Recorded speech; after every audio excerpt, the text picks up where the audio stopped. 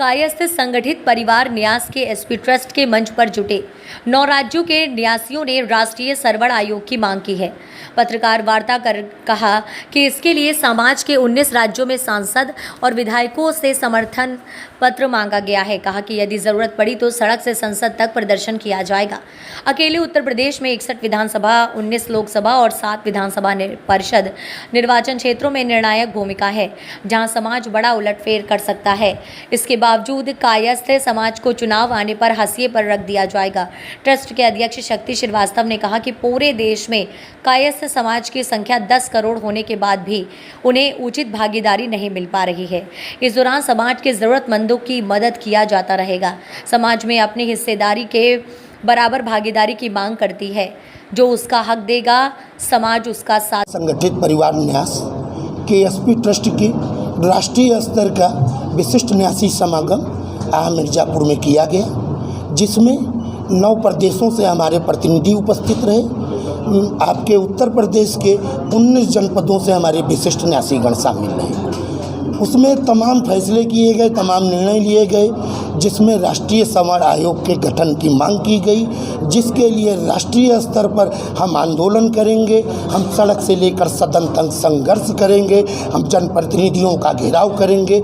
हमारे ट्रस्ट की 19 प्रदेशों में जो शाखाएं कार्यरत हैं, उस 19 प्रदेशों से हम माननीय राष्ट्रपति और प्रधानमंत्री को संबोधित पत्रक सौंपेंगे। अपने समाज के जनप्रतिनिधियों से इस संबंध में सहमत पत्र लेंगे। इसके अतिरिक्त सभी जगहों के जनप्रतिनिधियों को हम पत्रक सौंपेंगे। हम दबाव बनाएंगे कि राष्ट्रीय सर्वण आयोग का गठन किया जाए। इसके लिए यह हमारा ट्रस्ट अगुवाई करेगा। इस मुहिम में हम सवर्ण समाज के अन्य तमाम सवर्ण समाज के अन्य तमाम सभाओं से भी सहयोग लेंगे। तमाम अन्य सवर्ण समाज में जो महासभाएं जो उनके संगठन कार्य कर रहे हैं, उनका भी हम पूरा सहयोग लेंगे।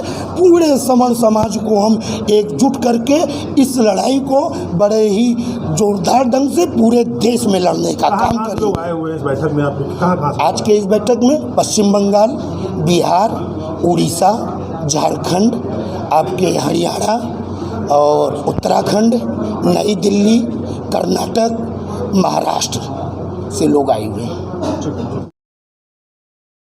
बड़ी खबर औरैया से सीएचसी अधीक्षक आयाना डॉक्टर सुनील कुमार शर्मा का रोते हुआ वीडियो आया सामने। सीएमओ औरैया ने सीएचसी अधीक्षक को फोन पर जूते से मारने की दी धमकी।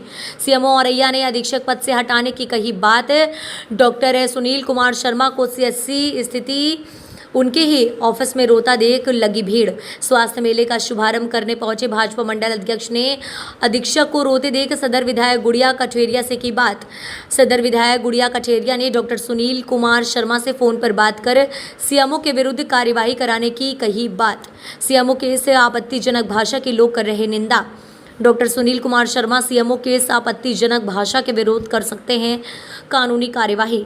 सूत्र औरैया जनपद के सीएचसी अधीक्षक आयाना डॉक्टर सुनील कुमार शर्मा को सीएमओ ने जूते मारने की दी धमकी।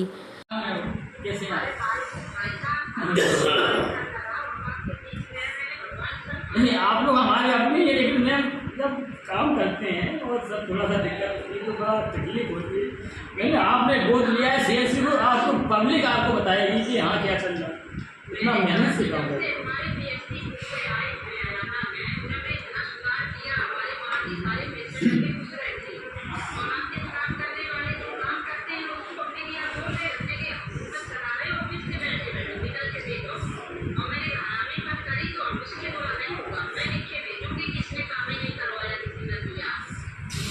मैम 100% ठीक हो सकता नहीं तो हम कहीं ना कहीं पूरा राष्ट्रीय कार्यक्रम में बरीता लेता हूँ। मैं ये सीएससी आना का सब इंडिकेटर इतने अच्छे रहते हैं। अब थोड़ा कहीं गलती होगी तो मुझे डांट के बोल दो कि अब ये काम करिएगा, अगली बार गलती नहीं होनी चाहिए बेटा। और ऐसे बोल तो बड़ा अच्छा लगता है, अच्छा लगेगा। बताओ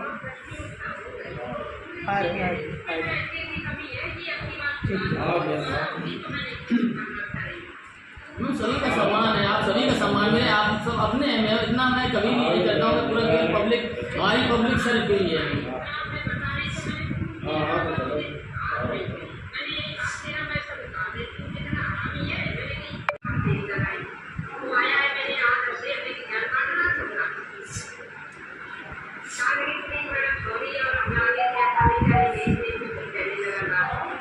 उनसे कोई सर का मैं हमेशा सम्मान रखता हूँ। मैं हमारे लिए बिल्कुल हमारे सीनियर सर हैं, मैं हमेशा उनका रेस्पेक्ट मैं हमेशा ही करता हूँ, कभी कोई ऐसा नहीं है। और सभी का सम्मान, जो भी हमारे बड़े हैं हमारे सम्मान नहीं होते हैं, सबको बिल्कुल संबोधित करके बात करता हूँ। नहीं, आप हमेशा ख्याल रखती हैं, आपने पूरा प्रयास किया मैम। आपने देखो, मैंने एक आरोप नहीं बोला, आपका पूरा अंदर प्रोसेस चल रहा है उसमें, आप पूरा आपका इतना अच्छा सहयोग, इसी में इसमें सब कुछ कर पा रहा हूँ। आप लोगों का मुझे बल मिलता है, हमारे जो भी पत्रकार बंधु आते हैं, जो भी हमारे कार्यकर्ता आते हैं, मैम कभी भी मुझे किसी ने परेशान नहीं किया, इतना मुझे मोटिवेट करते हैं और सब लोग इतना सहयोग करते हैं।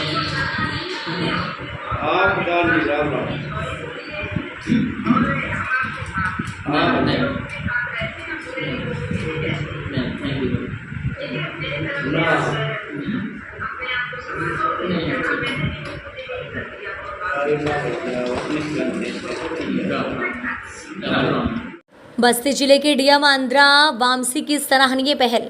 आपको बता दें कि रुधौली में हुई घटना को लेकर जिलाधिकारी आंध्रा वामसी ने अपनी संवेदना व्यक्त किया है।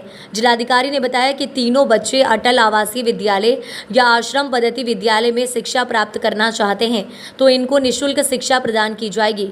उन्होंने ये भी बताया कि ज्ञात हुआ है कि बच्चे प्राइवेट स्कूल रुधौली में शिक्षा ग्रहण कर रहे हैं।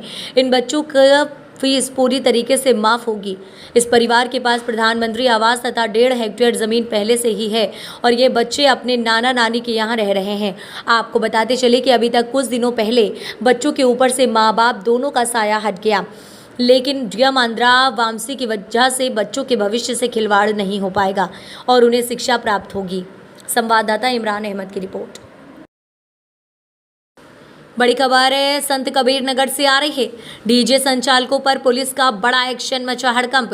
एसपी सत्यजीत गुप्ता के निर्देश पर आधा दर्जन डीजे संचालकों पर दर्ज हुआ मुकदमा। गणेश मूर्ति विसर्जन के दौरान तेज ध्वनि से बजा रहे थे डीजे को अधिक ऊंचाई पर भी रखे थे संचालक। कोतवाली खलीलाबाद क्षेत्र का मामला।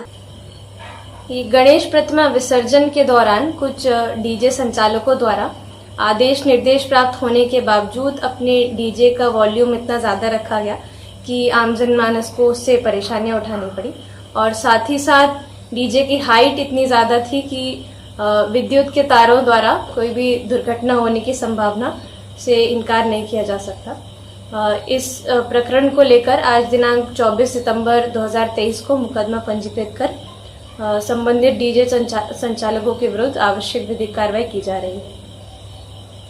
सुबह सभा राष्ट्रीय अध्यक्ष ओम प्रकाश राजभर का 1 दिवसीय दौरा। ओम प्रकाश राजभर ने इंडिया गठबंधन को बताया ईस्ट इंडिया कंपनी। सारे नेता विपक्ष के लोग ईडी सीबीआई से डरते हैं, उनके डर से गोलियां हैं। महिला आरक्षण पर बोले ओम प्रकाश राजभर, मोदी सरकार ने लागू किया लोकसभा राज्यसभा महिला आरक्षण बिल हुआ पारित। अभी लोकसभा वार परिसीमन होगा, 5 साल लागू होने में लगेगा समय।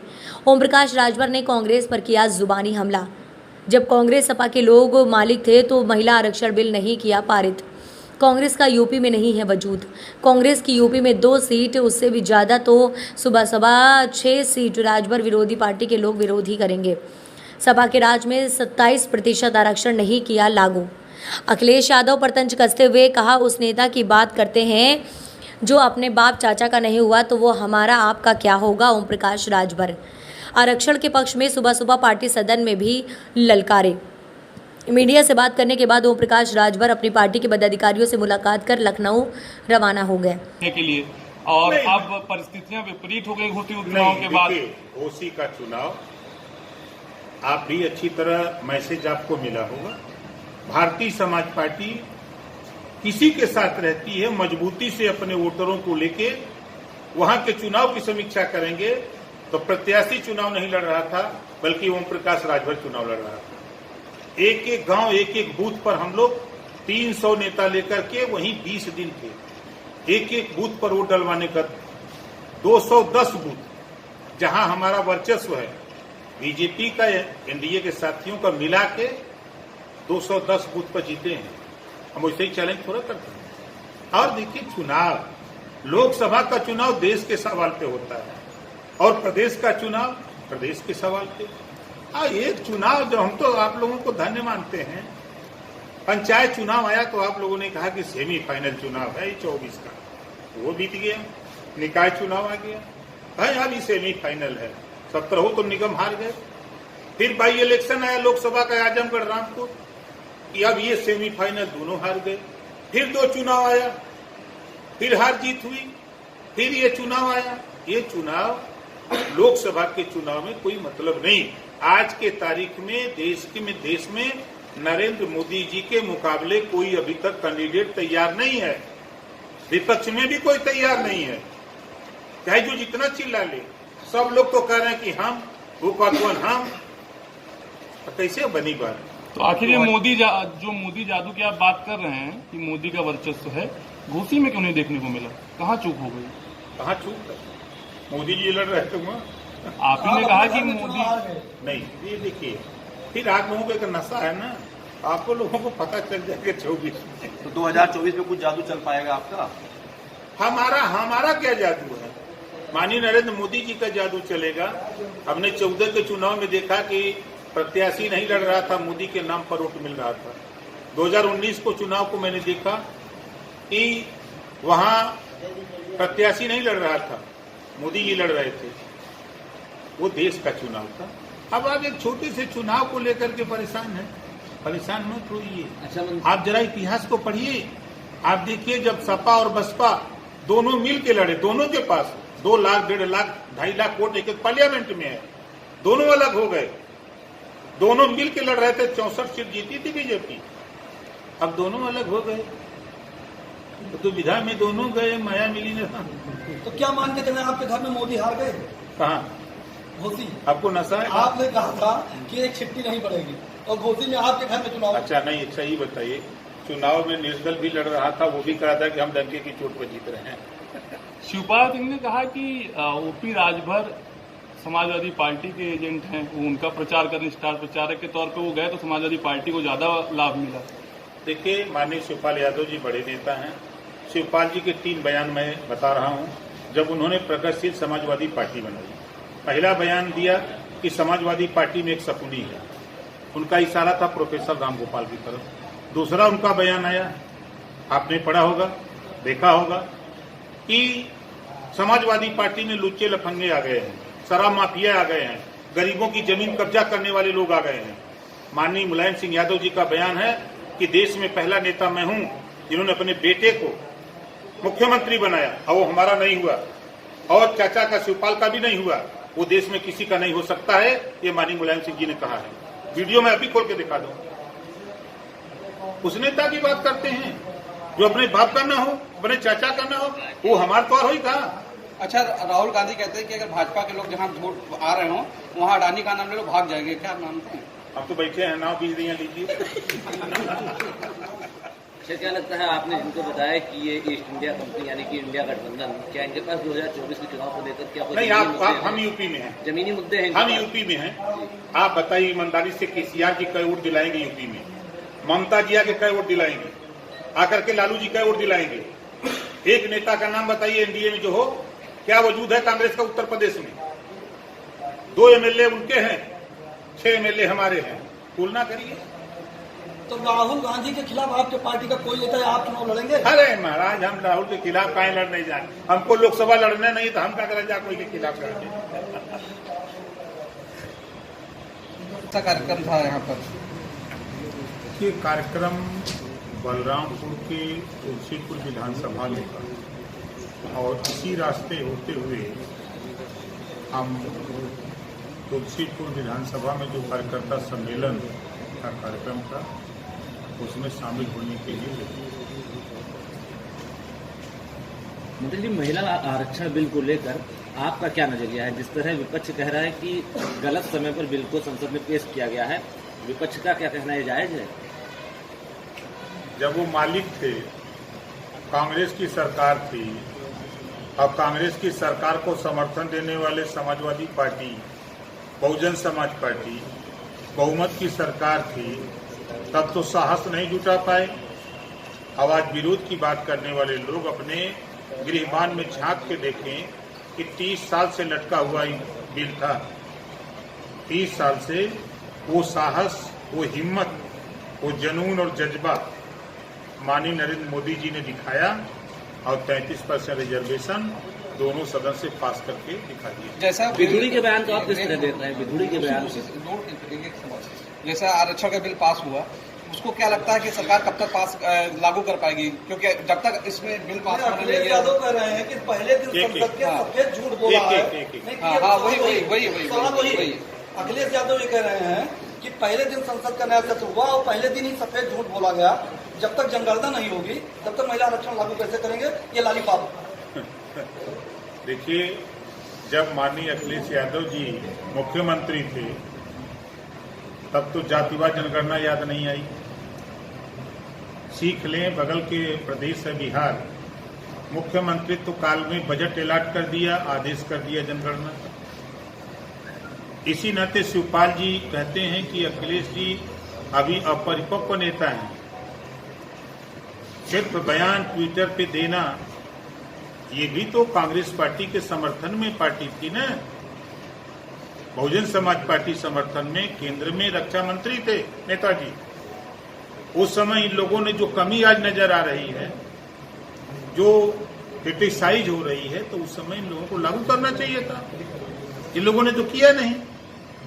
और देखिए, अब विरोधी पार्टी के लोगों का विरोध करना है।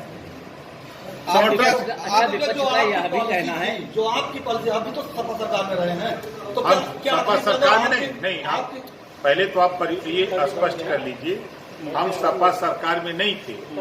2022 में सपा से गठबंधन किए थे। विचारधारा में नहीं थी, आपने गठबंधन नहीं, मैं देखिए, समाजवादी पार्टी पिछड़ों का हक लूटने वाली पार्टी। मैं गया तो मैंने पहला सवाल किया था अखिलेश जी की, जो हाई कोर्ट का आदेश है 3 सितंबर 2013 को हाई कोर्ट ने कहा कि 27% रिजर्वेशन का लाभ कुछ जातियां उठा रही हैं, शेष जातियां लाभ नहीं पा रही हैं। उत्तर प्रदेश सरकार इसको बांट करके सबको आरक्षण का लाभ दे। मुख्यमंत्री कौन था? अखिलेश यादव जी। हाई कोर्ट के फैसले को नहीं माना। आज भी उठा के देखिए, 27% आरक्षण का लाभ 4 बार सरकार रही सपा की।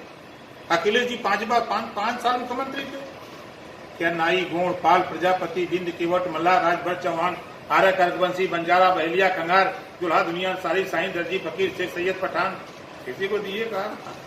अच्छा, महिला आरक्षण बिल आपके हिसाब से कब लागू हो जाएगा? आपके हिसाब से कितना समय लगेगा लागू होने में? जो भाई ने बात कही है, अभी उसकी जनगणना होगी लोकसभावार, उसके बाद परिसीमन होंगे, उसमें 4-5 साल टाइम लगेगा। जातीय जनगणना पर अब आप जोर देंगे? आप एनडीए के साथ आगे? भैया, हम तो 20 साल से चिल्लाते हैं, जो हम चिल्लाते हैं, हमारी पार्टी जातिवाद जनगणना के लिए पक्षधर है।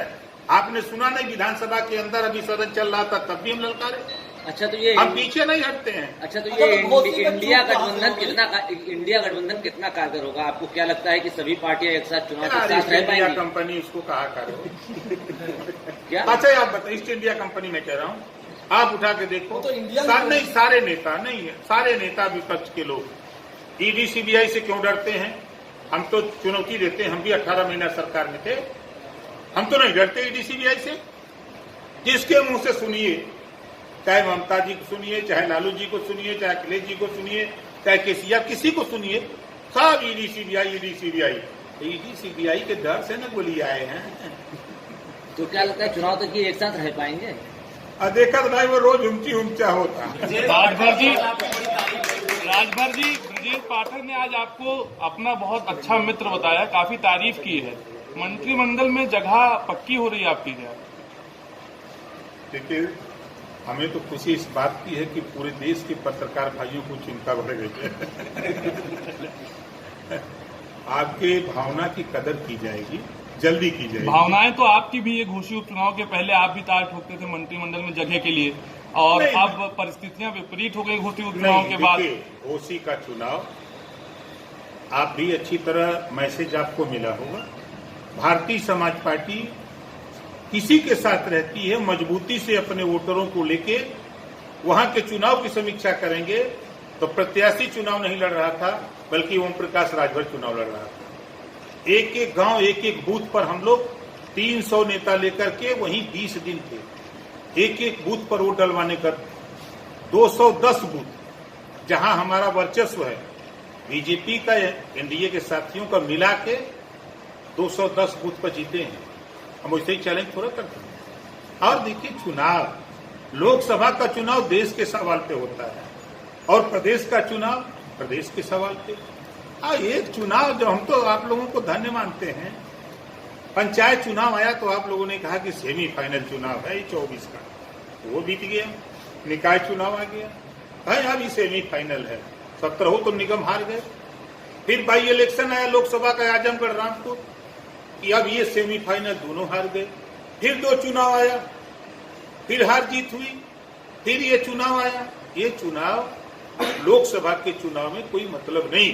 आज के तारीख में देश की बड़ी खबर यूपी के फतेहपुर से आ रही है। धूमधाम से निकली गणेश विसर्जन यात्रा। मुस्लिमों ने पुष्प वर्षा कर किया गणेश प्रतिमा का विसर्जन। हजारों की संख्या में उमड़े श्रद्धालु। हिंदू मुस्लिम एकता का बना मिसाल। जहानाबाद कस्बे से रिंद नदी तक निकाली जा रही गणेश विसर्जन यात्रा। ड्रोन कैमरों से निगरानी। जहानाबाद कस्बे का मामला।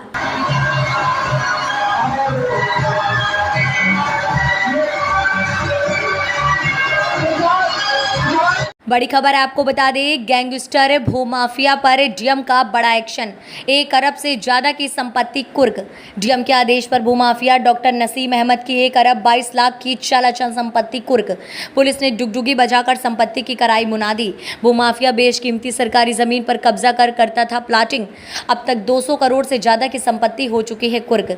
खबर उन्नाव से है, जहां भूमाफिया के अभियुक्त पर डीएम ने शिकंजा कसते हुए बड़ी कार्यवाही की है। डीएम के आदेश पर 1 अरब से ज्यादा चल संपत्ति कुर्क की गई है। गैंगस्टर की संपत्ति कुर्क कर खरीद फरोख्त पर लगाई गई रोक। गंगा घाट कोतवाली के जाजमऊ पुलिस चौकी इलाके के अखलाक नगर के रहने वाले गैंगस्टर भूमाफिया के खिलाफ रविवार को जिला प्रशासन के निर्देश पर कटरी पीपरखेड़ा के कई स्थानों पर पड़ी लगभग 1 अरब 22 करोड़ 65 लाख 26 हजार संपत्ति कुर्क की गई। कार्यवाही की गई। भूमाफिया बेशकीमती सरकारी जमीन पर कब्जा कर सकता था प्लाटिंग। सुनो सुनो सुनो, ग्रामवासियों व क्षेत्रवासियों ध्यान से सुनो। कानपुर केडीए कॉलोनी जाजमऊ निवासी डॉक्टर नसीम अहमद पुत्र हाजी अखलाक अहमद, हाल पता अखलाक नगर थाना गंगा घाट के गंगा घाट कोतवाली और सदर कोतवाली में कुल दर्ज हैं 8 मुकदमे, जिसमें 2 मुकदमे जान से मारने की धमकी, अन्य मुकदमे फर्जी तरह से दस्तावेजों को तैयार कर जमीनों की खरीद फरोख्त के दर्ज हैं। कार्रवाई की गई, किस तरह की कार्रवाई? आज उन्नाव पुलिस द्वारा भूमाफियाओं के खिलाफ चलाए गए अभियान के क्रम में उन्नाव जनपद का सबसे बड़ा भूमाफिया नसीम अहमद पुत्र अखलाक अहमद, उनकी 1 अरब 22 करोड़ 65 लाख 26 हज़ार, मतलब 122 करोड़ 65 लाख 26 हज़ार की संपत्ति कुर्क की गई है। पूर्व में भी इस भूमाफिया की 90 करोड़ से अधिक की संपत्ति कुर्क की जा चुकी है। आगे भी ये प्रयास होगा कि इनकी जो भी संपत्ति बची हो और आपराधिक कृत्यों से अर्जित की गई हो, उनको भी जब्त किया जाएगा। श्रीमान पुलिस अधीक्षक महोदय, श्रीमान जिलाधिकारी महोदया के संयुक्त प्रयास से कार्रवाई की जा रही है और इससे जनपद के जो भी भूमाफिया हैं उनके खिलाफ भी आगे इस प्रकार की कार्रवाई की जाएगी। ऐसे कुल कितने भूखंड या फिर प्लॉट हैं जिन पर जो कार्रवाई की जद में? आज अलग अलग उसके 11 बैनामे हैं। कुछ बैनामों में भी पानी लगा हुआ, वहाँ जाने का रास्ता नहीं है, तो उसी कार्रवाई मतलब कि उस पर झंडा बोर्ड लगाने वाली कार्रवाई कल परसों की जाएगी। और बाकी कुल 11 बैनामे हैं और लगभग अप्रॉक्स 40 बीघे के आसपास की संपत्ति है। ठीक है। बीपी न्यूज़, खबर सिर्फ सच की।